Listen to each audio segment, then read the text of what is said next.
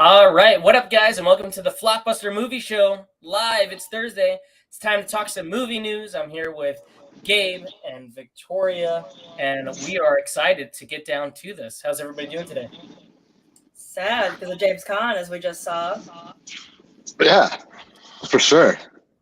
R.I.P. to a legend, James Caan, recently passed last night. So has been in a ton of fantastic films: The Godfather, Misery, Thief, the list goes on. Elf, one of the giants. It's right here. Cinema, man. What does it say? Elf is his greatest role. Stop that! No more hot takes, right? It's not a hot take. We've gone over this. We've had an intervention off the show about the frantic hot takes that occur on here. The crazy, uneducated hot takes. James Caan is an icon of cinema. He was in Elf, which is a solid movie, at the tail end of his career. You are a madman. Tail end? Then he did like Vegas after that, which is like my dad's favorite show. So. All right. What do we think, you guys? Are we ready to get started on this? Yes. And I see we got a full chat too. We got Connor back. We got Brett from Good Real Hunting. How's it going, guys? Let's go on to the first topic of the day. What are we looking at today, Victoria? I know we got the box office breakdown. So see. All right. For July 1st to 3rd, it's been hot news. Minions: The Rise of Gru. I'm sure everyone's seen the trend, but it's come out at 107 million this last weekend. Second place, to no surprise, is Top Gun: Maverick at 25.9 million. Elvis coming in third, 18.5 million. Jurassic World Dominion holding its spots, 16.4, and The Black Phone at 12.2. Last place this week. So there's lots to break down in the box office. Obviously, Minions is at number one, which I don't think anybody doubted. But the story behind how that happened is just insane. I don't understand what kids want out of a movie. Apparently, they want to go dressed up in tuxedos and watch Minions 3 or Minions 2. I did not see the movie. Gabe, did you see the movie? I thought you did. No, I haven't had a chance to see Minions. I haven't caught it. But I did see the trend all over Facebook. People showing up in tuxedos, and then movie theaters saying that if anybody shows up in a tuxedo, they will be kicked out. Like I don't get it. I'm confused. It's funny. It's funny. I don't understand it. And they're throwing bananas at the screen too. So that's also not funny. Yeah, that's not funny. So theater staff, they're pretty. Yeah, so no wonder they don't want people in tuxedos at a theater. Right. So Minions at number one. I mean, it's cool. Not surprising. Not surprising. It's a Illumination family film. Illumination has kind of taken over a little bit. Every film they've done has been a major hit, and Despicable Me is as big as like Shrek or any of these other major franchises that come out recently as well, man. What do you think of Top Gun holding second place still? Not surprised at all. Like, people are still going to go see Top Gun the second, third, fourth time, and it's just that good of a movie. I mean, it's fantastic. So Top Gun. What surprises me though is Jurassic Park almost catching up, or I guess, Elvis downfalling so bad that Jurassic Park was only $2 million behind it for third. Well, Here's the story behind that, though. Elvis only fell like 10%. It's not bad. No, it's not bad at all. Elvis coming in at a biopic what was it? What was the numbers again? 19 million second weekend for Elvis? 18 million. That's not bad at all, man. Elvis is hanging in there, and I think this is a sign that people are ready to come back to the movies. I mean, clearly somebody out there is seeing Jurassic Park, Dominion. I don't know why. I mean, Dominion. Maybe they're doing a double feature. That movie was not good, but it's still hanging around because it's Jurassic Park. It's the Jurassic Park franchise, and people love Chris Pratt. So I know. I think people are seeing it for Bryce Dallas Howard. They could be. It's very much possible. She's taking the internet by storm. But no, none of this box office stuff is really surprising. None of these movies are doing too bad in the top five. Black Phone fell to what was it? It was 12. Last place. So 12 million. That's not bad. That's not. It's down from 23 million. It's pretty good. A lot of these movies on 4th of July weekend did pretty well. Top Gun is I'm not shocked by it. It's like the ultimate dad movie. What do you take your dad to see on 4th of July weekend? It's going to be Top Gun. So Right. pretty cool. That was the box office rundown. Now let's get over to movie news. Victoria, what's the first topic of the day? This one hit today, actually. Charlie Cox, Vincent D'Onofrio returning for Marvel series Echo. So, from the Hollywood Reporter, sources say Echo will include a plotline in which Daredevil, whose alter ego is blind attorney Matt Murdock, is searching out a former ally. Podcast, The Wiki Planet, has reported that ally is Jessica Jones, another Marvel character, obviously, who top-lined her own Netflix series and was played by Kristen Ritter. I know Tony's excited. I'm excited for this. Gabe, did you watch the Marvel shows on Netflix? Did you watch any of them? I watched all of them except The Punisher, and I believe I didn't even finish Iron Fist. I started Iron Fist, but I didn't finish it. Okay. So you saw at least Daredevil, and you saw a little bit of Jessica Jones, I'm guessing? I saw all of Jessica Jones. Jessica Jones was probably my favorite. Okay. I really dug that first season. I thought overall the show was pretty solid. I think this is I like this news. I think everybody in those shows were super well cast, and I think Charlie Cox we already knew because of Spider-Man, which was a really, really cool cameo. And I was wondering, are they going to do anything with it? Vincent, we already knew because of Hawkeye. So none of this is surprising, but I am curious how dark they're willing to go with these characters and where they fit into the larger picture within the MCU. Probably not that dark, since it's going to be on Disney Plus, unless you've updated your parental settings. But then kids will probably still be able to get on there. But I don't think it's going to go Netflix dark. I mean, I don't think they're going to show Jessica Jones getting railed by Luke Cage, on Disney Plus, on the new episode. Maybe. It's possible. It's possible, right? But I mean, for some reason, since Disney also owns, like a huge stake in Hulu, I really thought they were just going to make these Hulu and then they could go as dark as they want. But apparently they're going back on Disney Plus, so. Yeah, I mean they're gonna cameo in Echo, which is her spin-off show from Hawkeye. So I don't know. Reading this, it was just a matter of when it was gonna happen, and I'm not even shocked by this headline. Like I'm excited for it, and I think it'll be very cool. And I thought Vince was really cool as the Kingpin again. But it's a matter of how they're gonna use these characters, and I think the most important thing is that they're gonna bring back Kristen Ritter as Jessica Jones. So that's the only thing that they haven't mentioned, right? We all know, right? Vincent's coming back, Charlie's coming back. But what about Kristen? Are they going to bring Michael Coulter back as Luke, as Luke Cage? Which I would love. I thought he was an awesome Luke Cage. He was. They'll probably recast Iron Fist because, he was critically panned. Fans hated him. And John Bernthal is a Punisher, which I don't even know can even work on Disney Plus or the MCU. But clearly all that stuff is going to be canon now, and they're bringing them into the fold. So it's going to be really interesting. And I know we have She-Hulk next as well. So we're going to see how all these characters line up with each other in terms of the Defenders and the attorneys in the MCU. So exciting stuff. Not shocked by it, but I guess we'll see what happens in Echo from there. Right. Now, I want to get onto a topic. Victoria, we'll pull up the slide for that one, because this is something that Gabe's been excited about for a very long time. Years. Decades. They're going back to Quick Slap. Look at Kevin Smith in the background. We need a who? Kevin Smith? Yes. Oh, we need him on the show. Yeah. Gabe, I'll let you go first. What do we think of this trailer? Oh boy, the new trailer dropped. You got a Movies doll there, signed by Kevin Smith. Yes, sir. What do we think? What do we think of Clerks 3? We saw the trailer. I'll let you go. I saw the trailer.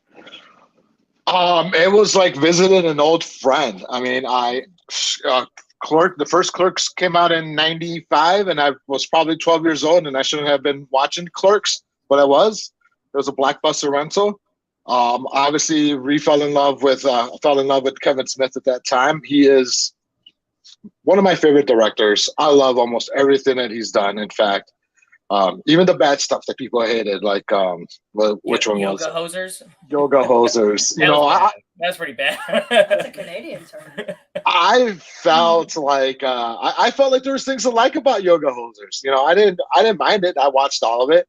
I'm like, I'll probably put it at the bottom of my list though, but it's still good in some aspects. Anyways, Clerks 3 is just fantastic. It's sort of like what I got from the trailer is it's playing a little bit off Kevin's life when he had his heart attack and what's that.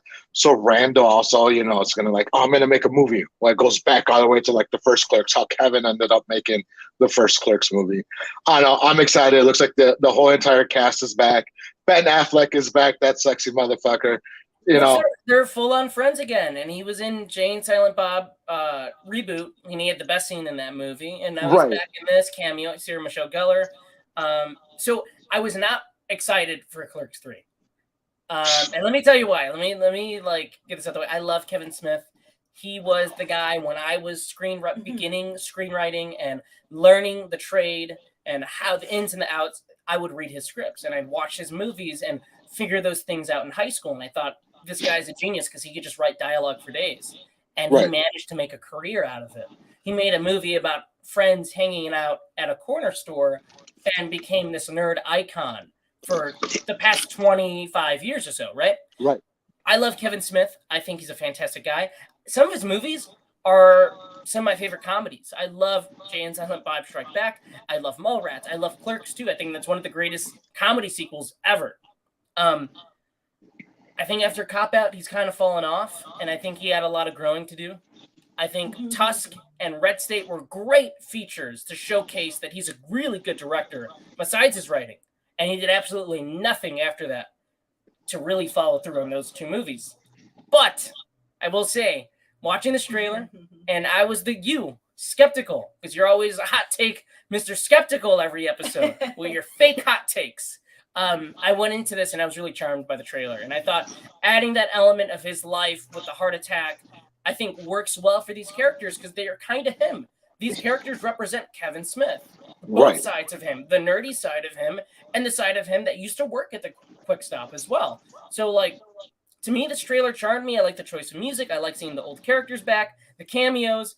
I'm going to be on board for this. And I think going back to the Quick Stop brings it back to its roots. He's really good at bare bones dialogue-driven comedy, and I'm excited for this. I can't wait to see it. And me too. He's gonna have what's called the convenience tour, basically. So I'm hoping he comes to Chicago because I saw the list and Chicago wasn't on one of them. So, but as soon as it gets on, I'm buying tickets. Gonna take Jess to the movies, see Kevin Smith. So saw him. Go ahead. I was pretty much gonna say he did it last time with Reboot. Yeah. He did it with Reboot. We went to Reboot. I've seen his one-man stand-up show that he's done here. I went to the freaking movies pop-up that they had in Chicago a couple of years ago. That's where I got my movies here autographed and all that stuff. But yeah, I mean, like I said, I'm a big fan. I'm a homer. So I guess when everybody reads my review, they'll be like, "Oh, Gabe is just loving on Kevin Smith like always," and that's gonna probably be true. We'll let you do that review solo because I feel like it's gonna be a touchstone for you. Real quick, I want to reference a comment in the chat made by Connor, this is one of my favorite Kevin Smith stories, by the way. If you can find. Oh, I thought you said hold up. You said pull it up. No. I was like, what? No. Shut up. So Kevin Smith really wants to make fans happy. He'd harassed DC into making Superman Lives. For those of you who don't know, Kevin Smith was supposed to write, he was commissioned to write Superman back in the 90s, and it's one of the greatest stories he's ever told for the One Night with Kevin Smith, or whatever it was called. You can find that clip on YouTube, and he talks about his meetings with John Peters, who's the producer of the Batman films, and the craziness that happened with making this supposed Tim Burton live-action Superman movie with Nicolas Cage. I think that would have been great. So, like, that's another pocket of Kevin Smith mythology that is really, really interesting. So I would be totally down for that. So I think he's at a point, though, where he knows so much about fandom, about Marvel and DC. I mean, he wrote for DC, he wrote for Marvel. That he could do it. I just think, I'm not going to say he's lazy. I just think that I don't think he believes in himself enough to do a tentpole film like that. Yeah. I think the biggest budget that he got was Cop Out, and that's because you had Bruce Willis. And that was supposed to be a huge hit too. That was supposed to be big. Nothing came about that movie. Right. So, that movie just like falls flat in like every which way possible. It does. You can't do much with Bruce Willis, apparently. From what he says, he says he has an issue with Bruce Willis now, and they don't talk. They're on bad terms. Well, that was Clerks 3. We have a lot more to go through, and I want to pull up. We got some more trailers. Some Oscar season is approaching, so we're going to see a lot more big name actors. A lot of A-listers come out the gate. We're seeing a lot of movies that we haven't seen before. So, first one on the list is from David O. Russell, who's made The Fighter. And what movie is this? Amsterdam. Really big star-studded cast. Obviously, Margot Robbie right front and center. What do you guys think? Gabe, I'll let you go first because I know you're not really big on the whole period piece type movies. So, Really? What did you think of this Since what? trailer? Yeah, since ever. What did you think of this trailer? Listen, you gave me John David Washington, and I'm watching it. You know, the best of the Washingtons. So just John David just Washington. That's it. no, you have Margot Robbie, you have Robert De Niro, and it looks like it's going to be one of those epics where everybody who's everybody in Hollywood's in this movie. Basically, it's obviously Oscar bait, so we'll see how everybody gets nominated and what's up. But it looks like it's a decent premise. Again, you and your murder mysteries. It sounds like that's what it's going to be. As they're trying to, do a murder mystery in old timey England. So what do you think I think of this trailer? I think you love it. I think honestly, okay, since you asked me that, I think you didn't like this. Okay, so I think the trailer was fine. It was fine. My issue with this movie, and it's not the cast. The cast is incredible. John David Washington's one of my favorite up and coming actors. I think he's got the swagger of his dad in every which way possible. Everything I've seen with him has knocked it out of the park for me. No, I'm not really excited for this movie, though. And it's the David O. Russell of it all, who used to be a guy that I really admired filmmaker-wise. Like something down. Silver Linings Playbook, The Fighter. I love Three Kings. But the dude's a creep, and I don't know if I could keep going to movies where he's funded and backed by Hollywood with a bunch of A-listers that I really like, where he's got a history of being the biggest scumbag on the planet. Right. I don't know if I could keep going to the movies and seeing. It's like the Woody Allen situation for me. I don't know if I can keep going back and watching these movies. It's not. And the trailer, it looked good. It's not like some. I don't know. I'm really torn with it because there's nothing in there that particularly swayed me, and it looks very Oscar baity, and looks like it's going to be another American Hustle situation for him, where he gets everybody who's anybody in this movie. It's up for 10 Oscars and walks away with 0. But he's also a guy who his reputation, somehow, even though it's on the rocks, people still love working with him. So it's weird. I'm kind of torn on this one. It's the same as Woody Allen, same as Roman Polanski. The difference with those guys is they're blacklisted. Nobody wants to work with them. And if Woody does get work, it's for fucking Amazon Prime Studios. And if Roman gets work, it's not here in the States. Well, right, but people still want to work with them. They'll fly to Poland or France or wherever he is. Yeah. The difference with Amsterdam is that David O. Russell still gets $50, $65 million budgets to make these movies, which again, the movie looks fine and everything. He's the holdback for me. I don't know if I could really. I've heard so many stories about this guy for years that I'm not sure. Right. You know what? Let's pull up a comment real quick because Brett. Amsterdam. I'm still looking forward to. I separate the art from the artist like Jeepers Creepers. Not fair to punish the cast and crew because of the director. I think that's a fair point for sure. I don't know if the Jeepers Creepers of it all really is a good argument because he had a child give him a blowjob. But in terms of this movie, no, I do see your point a little bit. David O. Russell, the worst he's done is say terrible, terrible things to his cast, threaten people. He got punched out by George Clooney on the set of Three Kings. And he's been in recent trouble for groping his transgender niece. So Gross. The guy just rubs me the wrong way, but like I said, I like everybody in this movie.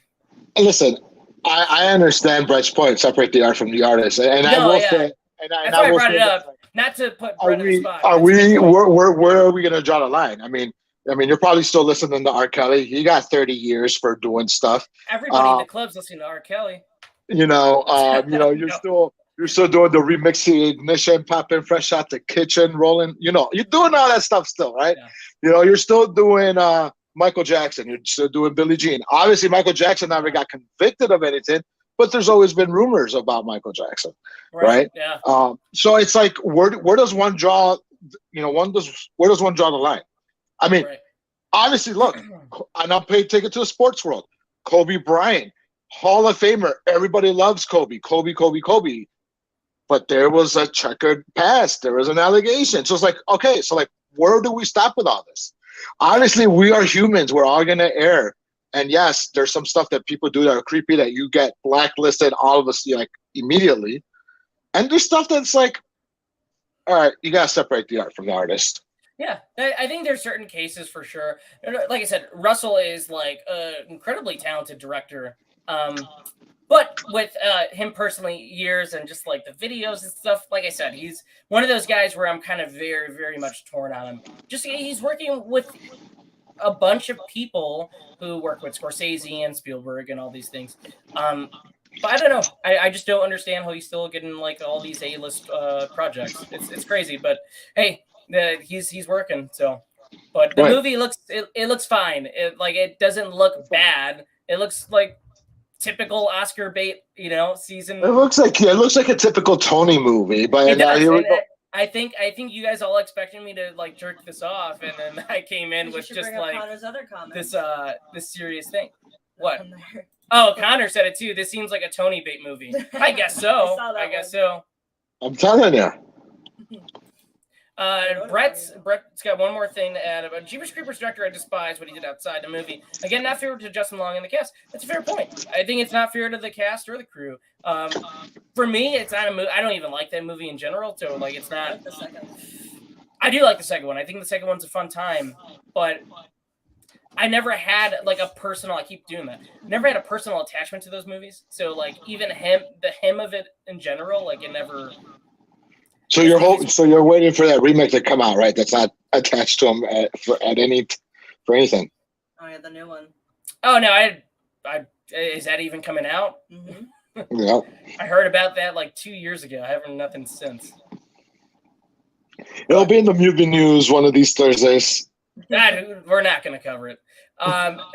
Let's move on to the next thing. Something I didn't want to darken the mood with David O. Russell and his groping of his niece. So anyway, we have the Munsters. Now we have a Rob Zombie movie. We have a Rob Zombie movie, The Munsters. First look at the poster. It's a one sheet. Looked pretty damn neat. I think it looks good. Yeah, Victoria, you like Rob Zombie. What did you think? I love Rob Zombie. I'm waiting for a full trailer still, obviously. I know a lot of people give him shit, obviously, for a lot of reasons. Just they just don't like his movie style. They don't like that he uses his wife. They don't like a whole bunch of stuff he does. But I have faith in him for this because I know he's loved the Munsters for like a long time. And because of that, like since he was a kid. And because of that, I really trust him with this property. Like, I don't think he's going to make it Rob Zombie. Is it confirmed that it's rated PG-13? It's PG. PG. I think it's going to be good. Like, really good. Gabe, what do you think of this? Listen, I'm with Victoria. I'm excited for this. Maybe you guys are a little bit too young to remember MTV Cribs. He was on there. And, part of his crib, he had like a shrine to the Munsters. And it's so like Victoria said, I mean, he's loved this property since a kid. I don't see him doing any wrong with this. I like how everybody looks. And again, I've never seen the Munsters, so I don't know what to expect. So that's why this is gonna be like my first, like, I don't know, my first reactions to something Munsters related, I guess. Now, what did you guys think that I thought of the poster? Oh, I'm just playing around. No. I thought it was. I don't know. No. I'm really excited for this, and I think this might be Rob's best movie because it's a passion project, and every movie is. But I think this is that movie he's been waiting for the past 20 years since he's been directing. This is that thing he's been chasing of everybody. If you've ever made anything, hope that somebody lets you make, like, whatever it is. If you love Spider-Man or the Flintstones or whatever, for him it's the Munsters. It's a movie that he's been wanting to make for so long, and Universal is letting him make that movie. And he gets to choose his cast. He gets to bring on his wife. He gets to bring on everybody that he's worked on movies with before. He got to recreate the house. I'm really, really excited for this. I thought the poster looks really cool. I think it's going to be a fun movie. I think it's perfect for Peacock. If it is coming to theaters, even better. I'd be totally down for it. But I'm just waiting for that trailer like you guys. I think he's going to knock it out of the park. I have Well, a how clip of that awesome. too.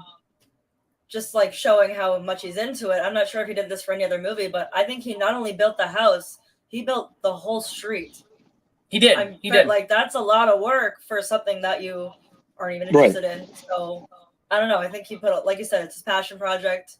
It is. Completely trust him with it. I just think it's awesome that coming this fall, right? We're gonna have a lot of PG horror content coming out for kids for Halloween with the Munsters. We talked about it last week. Hocus Pocus, and it's awesome that there's gonna, you can introduce a whole slew of new fans to these franchises. One other point that I will make, because I hear a lot about people, is how they hate that he brings his wife onto anything. These guys, I just gotta say this, right? If you're not married, you don't know that happy wife, happy life mantra. All right. So to keep his wife happy, he's got to cast her, and she's not bad. She's not as terrible as people say. As far as an actress is concerned, I don't think she's terrible. I mean, she's not the greatest, right? She's now, whatever, but she does a serviceable job. She does a good job in every role that she's been. I don't mind her. I thought she was damn good in Lords of Salem. Which Lords of Salem is like the best. It wasn't a movie I saw on release. I saw it later. I showed you. Yeah, I watched it with you, and I thought it was great. And I thought, wow, this might be one of his best films. I think it's either for me tied with his first or at least second. But I want to bring up a comment real quick, because here's something that, as somebody who isn't a huge fan of his Halloween movies, you got to go to each movie by a case-to-case basis, right? So I want to bring up something Connor says. Give me all the Munster stuff. So pumped for this. People only hate Rob because he did Halloween. A lot of the people that are really upset about him doing the Munsters, and I've seen the comments on the trailer and all this other crap, you all weren't around when the show was out anyway. It came out in the 60s. It died in the 60s. They had a movie in the 60s. They came back in the 80s and the 90s on straight-to-TV bullshit, which is really fun. I went on a Munsters run, and I watched all that. I had a great time. But there's nobody out there that is like this huge, crazy Munsters fan that's jerking off to every episode and really mad that Rob Zombie put his wife in the movie. You got to be a crazy person. It's that you've seen his movies, you don't like his movies, and you just don't like his wife. It's really weird and creepy. If you can work with your wife every day, cool. Like, a lot of people that make horror movies like working with their friends. Steven Spielberg works with all the same people. Yeah. He worked with his wife on Temple of Doom. So, he works with all the same people. Scorsese works with all the same people. Now, I'm not saying he's on that level, but directors like working with people they can trust to make a film happen. So, I mean, look at also Kevin Smith, right? Kevin Smith loved putting his wife in movies. Hey, look, Brett saying, if I had Sherry as my wife, I'd put her in movies too. Exactly. I think Seth Rogen and all them. A lot of those guys, Seth Rogen, they love working with each other. Friends and family, they say don't work with your friends and family, right? But I feel like in show business, it's a bit different because you're all on the same grind. You're working 14-hour days to make the same product happen. It's a passionate thing. I think this is a passion project that clearly they're all really excited to put out. So why wouldn't you want someone you trust on your passion project? Why would he hire a whole bunch of new people that he doesn't know? And also, I think that Sherry is kind of perfect for Lily Munster because she's kind of become this icon, right? For this certain group of people.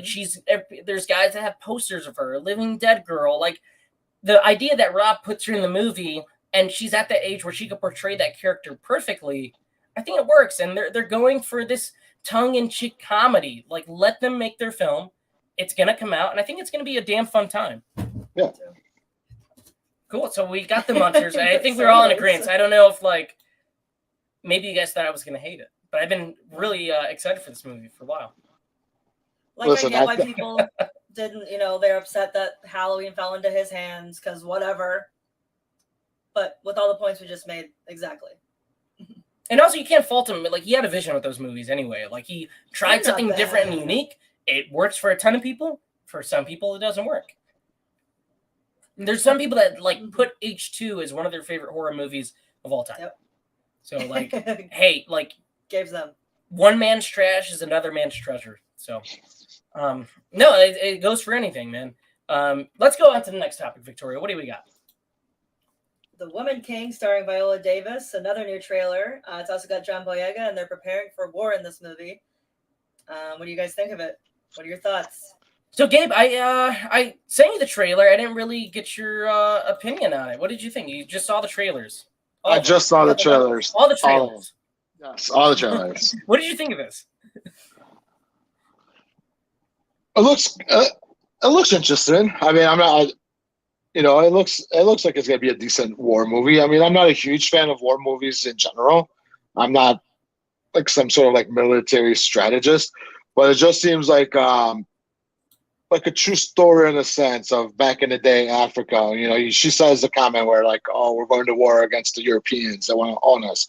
So I see what type of movie it's going to be towards. So I don't know. I'll probably, I don't know if I'm going to go see it, but it's interesting enough to learn history. That's a subject I do love. I do love history. And if it's going to be close to like that type of history, African history, then I'm all in. This trailer worked for me. I thought it was solid, but really the selling point for me, what makes me excited, Viola Davis is one of the best actors of all time. Like, literally, she can make tears flow. Like, she can make any scene just so dramatic. And like, it isn't like manipulating. She's just perfect in any dramatic role she's given, and she's directing this. And I think that's cool as hell. I love John Boyega. Like, I think he's so underrated. I think him being done with Star Wars is going to work so well for him because now he could do the things he wants to do. And I think they did that character so dirty in those movies too, by the way. Unless the fans grab a hold of John like they do Rob Zombie and hate on him because he did Star Wars. Well, they hate on Daisy Ridley too, and she's a great actress as well. This movie's just like kind of, but I think this looks really, really cool. The cast impresses me.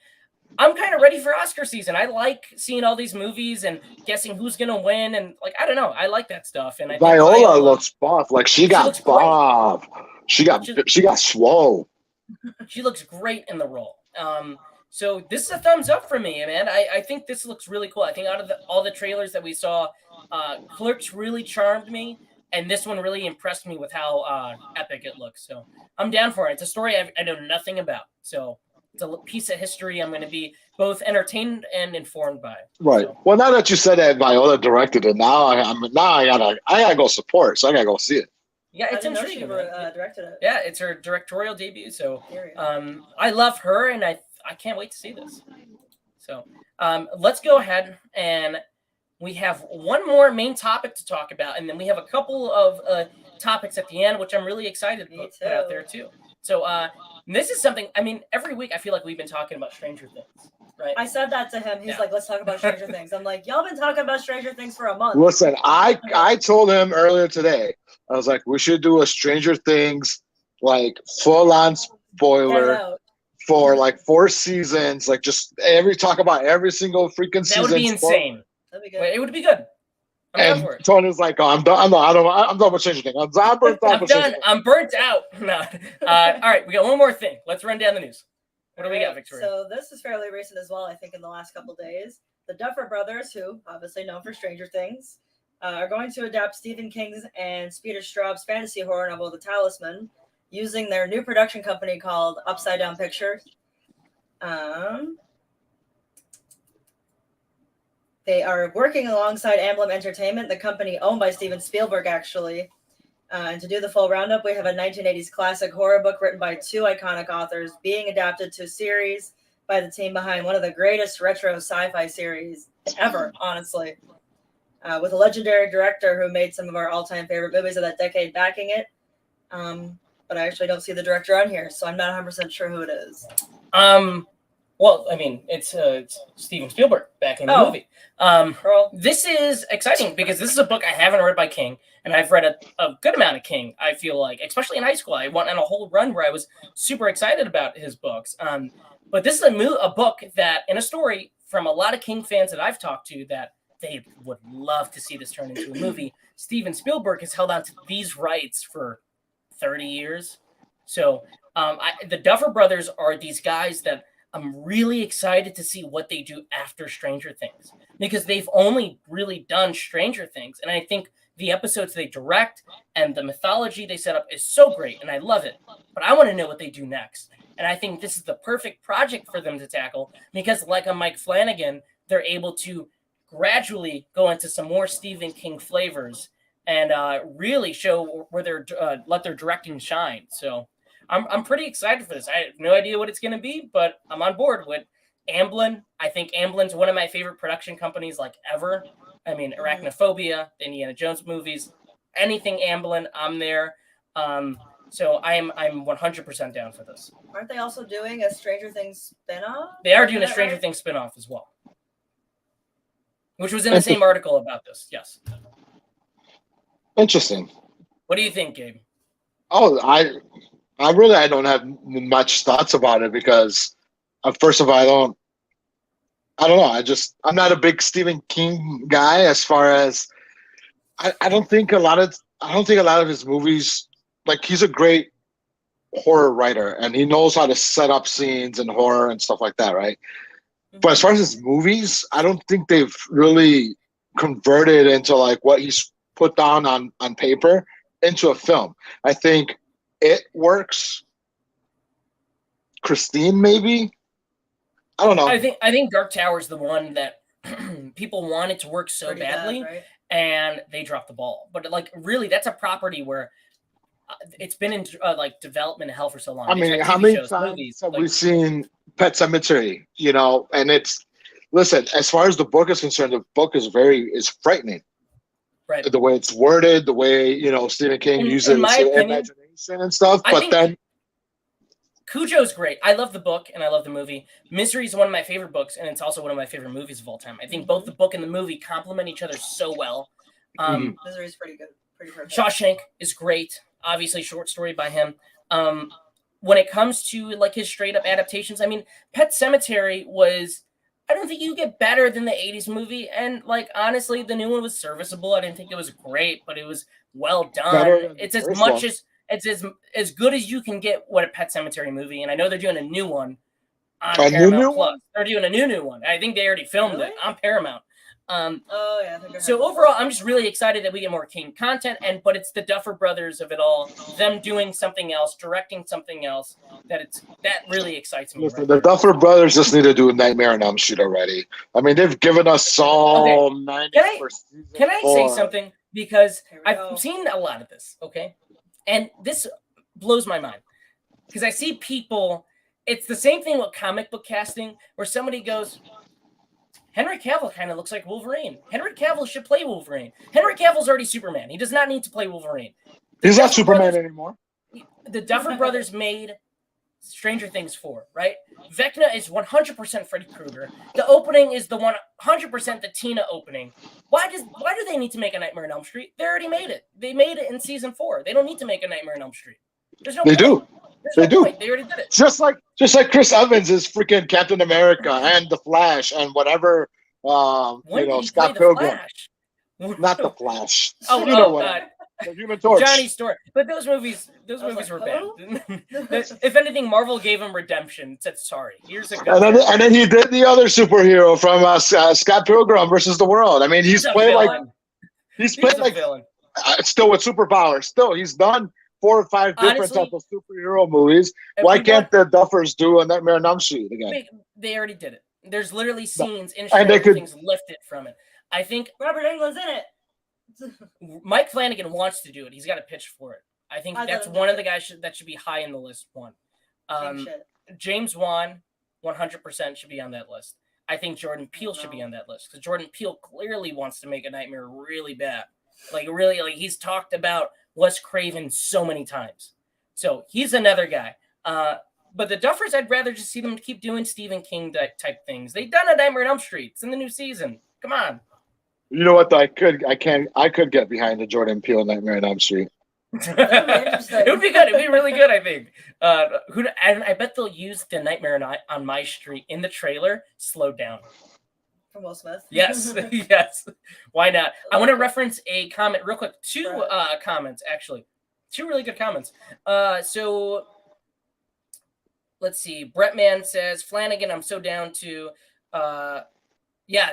Flanagan would be great. So Toronto Freddy's talking about Taron Egerton as Wolverine, which I've heard about, and I think that would be cool. He's short enough for it. Kingsman? Young Kingsman. I would love that. Loved him in Rocket Man. But Brettman's saying, what if A24 does a Nightmare on Elm Street? That would be a different kind of flavor. Like 3 hours long. I think they would nail the tone. I think, Ty West maybe. That could be cool if he's down to do it. I'd be 100% down for that. But I think we're just all ready for a new Freddy movie. Yeah, I think so. Right? It's been pushing 23 years almost. 23, yes. I'm at 13. 13. Girl, 13. All right. 13. Why are you crying? I haven't even cut you yet. Such a stupid line. All right. So I got something really exciting to talk about. I've had 2 filmmakers reach out to us. And to me, as somebody who has made films and has struggled to make some fan films, and I know what it takes to do these things. And when somebody comes up to me and says, hey, do you mind talking about our movie or reviewing our movie or even featuring it, whatever it is, I'm totally down to talk about it because I love that stuff. I love the art so much. So it's very exciting to talk about these 2 things. Victoria, what are they? So Chad Sumner actually reached out to us, who I think is in the chat tonight, and he plays Jason himself in My Special Boy, directed by James Grin and Braden Timmons. And then we also have another short film directed by Ben Schatzel called Remission, which you can watch on YouTube right now. My Special Boy is not out yet, but there is an official trailer as of a month ago. And we have both links in the comments as well. Yes, I have linked them both in the description. So after this goes live, I think you'll be able to click on it. And I just want to say about My Special Boy specifically, I feel like in a market where there's tons of Jason fan film, this one looks really good, actually. Like, Never Hike Alone, obviously, is the one everyone knows. It sets a standard. But this one, I think, looks pretty cool. I'm excited for it. I heard about it a while ago, too, I think. But I don't know. I'm just excited. Any Jason fan film. And I noticed they even have Sackhead Jason in the trailer. And I think he looks really, really fucking cool. He reached out to me, and Chad reached out to me. Yes. And asked me if we could react to the trailer, or what I said. I already seen the trailer. Like I know about the movie. Braden was our neighbor back in Illinois. Yeah, we used to live in the same complex, and we would see him at the gym. He's a cool guy. He's a really nice guy. And I thought the movie looked really cool, and I like how modern it looks. And I think that keeping that mythology, but having aspects of what make Jason so great and bringing it into a modern setting. I like fan films, and I think this looks fun. At the end of the day, when you make a movie, you make a movie. And I think this looks like a fun one, and it's coming out October, right? I believe so. October. Yes. So, guys, if you haven't seen that, look up the trailer, watch the trailer, support these guys. Too, everything's in the description. But I was really impressed by how this looks, and I know Braden co-directs it with James Grin. So I think these guys are on a roll. Gabe, what did you think of this little trailer, man? I thought it was good. I'd never seen Never Hike Alone. I've heard nothing but good things. But this one I'm definitely gonna check out when it comes out. I'm a huge fan of Jason. You know, he's top 2 in my slashers of all time. I think Jason looks big and beefy. Yep. You know, and that's all. I really, out of a Jason film, what I just look for is how big and beefy is Jason, and how the beefy boy. Yeah, I want a big beefy boy. Yeah, that's all about. That's what Jason is. He's big and beefy, and anyways, I forgot what I was gonna say, but anyways, think about too big, too beefy. I was thinking you got lost in your own thoughts there. I got lost in my own thoughts. Being alone in Crystal Lake and like what can happen there? I'm alone in Crystal Lake. Ooh, I hope Jason doesn't find me. Listen, if he wants to get in on some Jason erotica, let me know. I'll be down to do some Jason erotica filming. I just won't get naked because I don't want to, I don't want to make my girl jealous. But I'll do some erotic Jason films. But it looked really good. I'm definitely gonna check it out. It had some, a lot of things that interest me. I like the way that the mask look. It was definitely a fresh new take on the mask. So I liked it a lot. Like I said, when October comes, it's gonna be on the watch list. Yeah, no, I think this looks great. I think the cinematography looked great too. I don't know. it's good to see a Jason fan film that has the effort put behind it, has the passion put behind it. Obviously, we know these people are horror fans. And like I said, when I saw Sackhead Jason, I feel like I haven't seen that one yet. I mean, I'm even wearing I'm wearing the Jason shirt. Period. There you go. And I think me and Tony might be going to the premiere of it possibly in October. We were invited by Chad himself. Ooh, fancy. Hope to see you guys at the premiere. That would be great. That would be a lot of fun. Like I said, if you can support independent film, support it. Fan films, I think 100% fall under that because these are people that are putting everything in the line. They're not making a profit off this. They're doing it off of passion, man. That's what they're doing it for because they love this franchise. And guess what?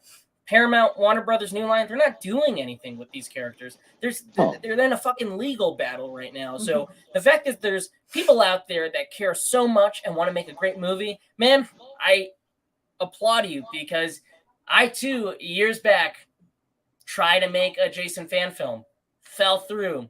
Not your fault though. Had the best time in the world making that. So whenever I see people making some, I'm just like applauding it. I love Never Hike Alone.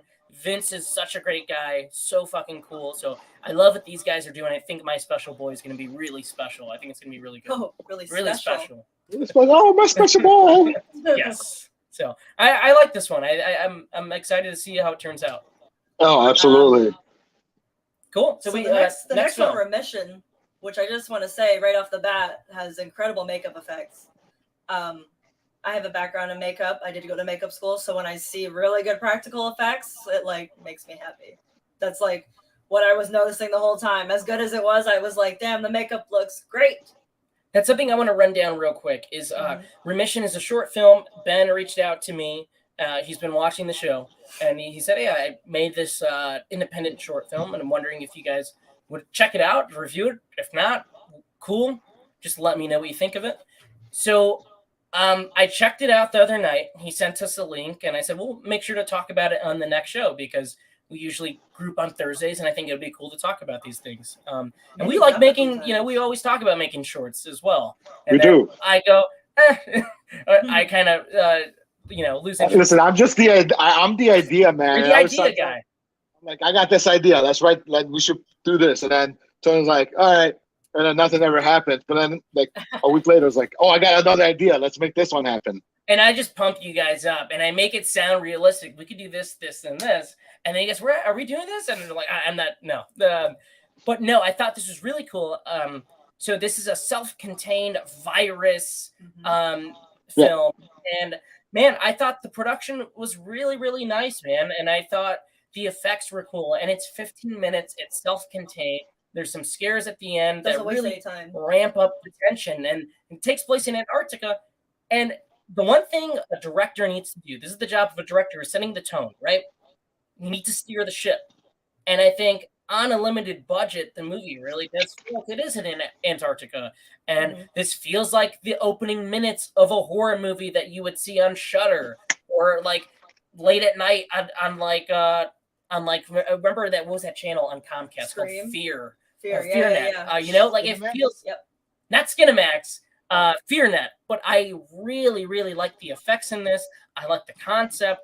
There's some elements in there that reminded me of John Carpenter, Dawn of the Dead. I thought that like the jump scares at the end worked really, really well too. Oh yeah, I jumped at the end. That was like, dude. Okay, I was driving at the moment, right? Because I was working late and I had to watch a lot of the videos and the trailers for the show today.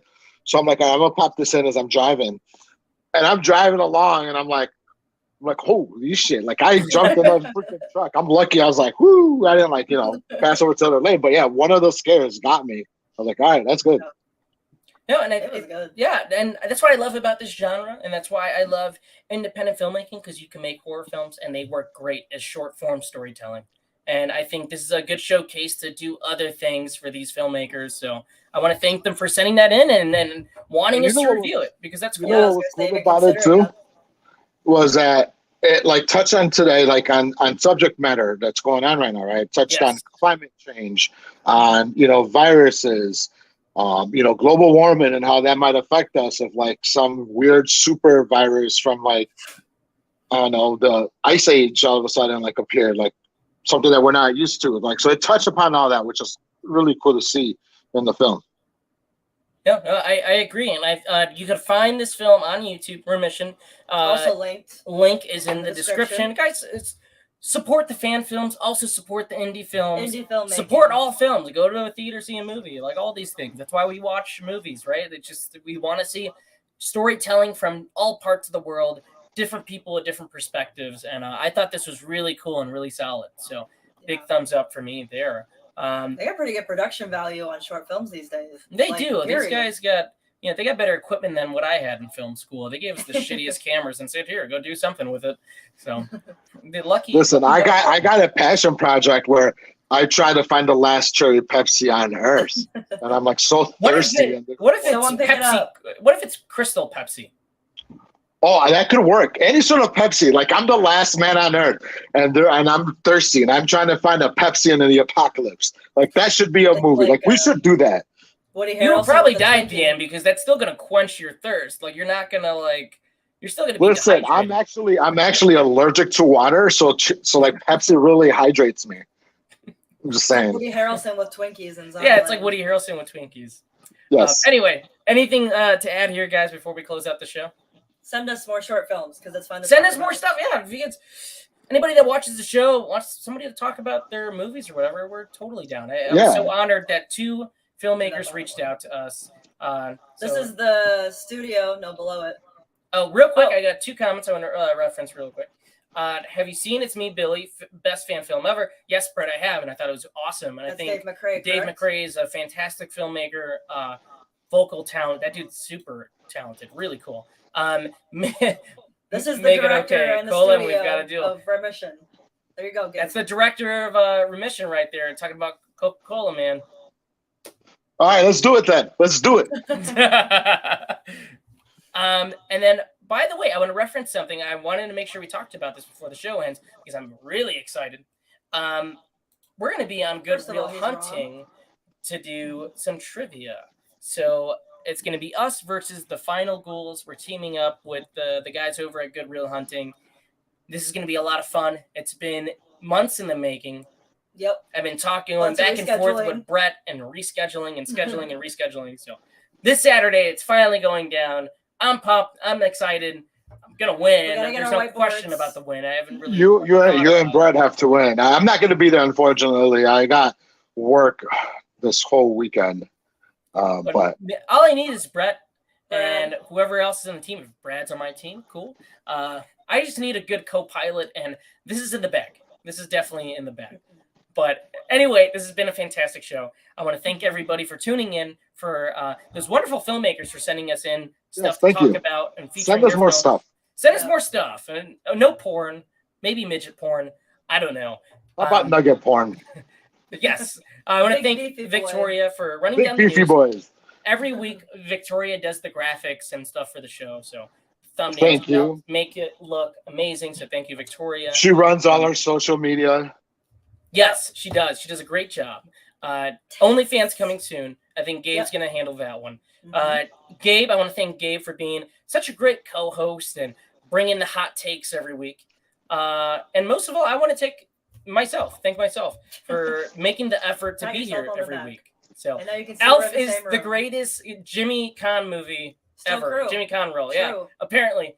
I'm Tony. That's Victoria. Gabe. This is Flopbuster. We'll see you guys soon. Later.